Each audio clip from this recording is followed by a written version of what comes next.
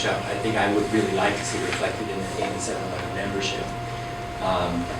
I've heard, for instance, there's concerns about historic, honoring historic stuff, and I don't see someone from that community that was part of this. And if we do reform it, and I haven't completely decided how I feel about that, but if we did, I would hope that we would have more stakeholders in that mix.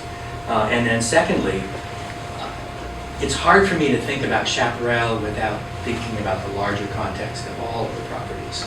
And I'm wondering why we're focusing on Chaparral without the larger context, right? It's like, does that mean we're not thinking about any of the other properties? You mean all the schools?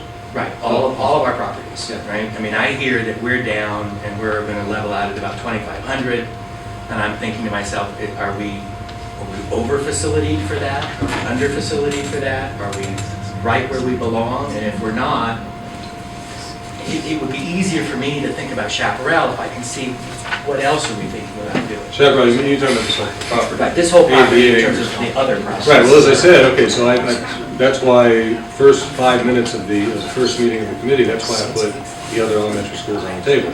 It got off the table about 10 minutes later.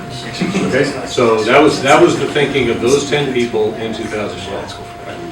Mostly, the majority. There was some of us. Yeah, it was, the majority. Okay. It was not a majority to move forward, right, for sure. In fact, it was right, it wasn't 9-1, but it was pretty strong not to move forward. Anyway, we didn't move forward.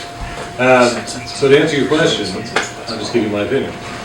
Whether we have 2,400, 2,600 or more students, we should have a junior high school of either 2 or 3 grades and a high school of 4 grades. And they should be Missoula on Miller. Okay, so that takes care of 6 or 7 of the 13 grades. I think there is a multiplicity of options, K through 6, including moving the 6th grade, you know what we did there. That would include potentially all 5 elementary properties.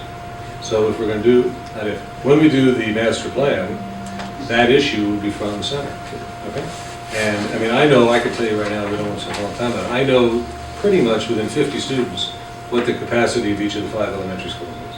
And yes, it is absolutely true that from a capacity standpoint only, we do not need 5 schools. But there are other criteria than just capacity.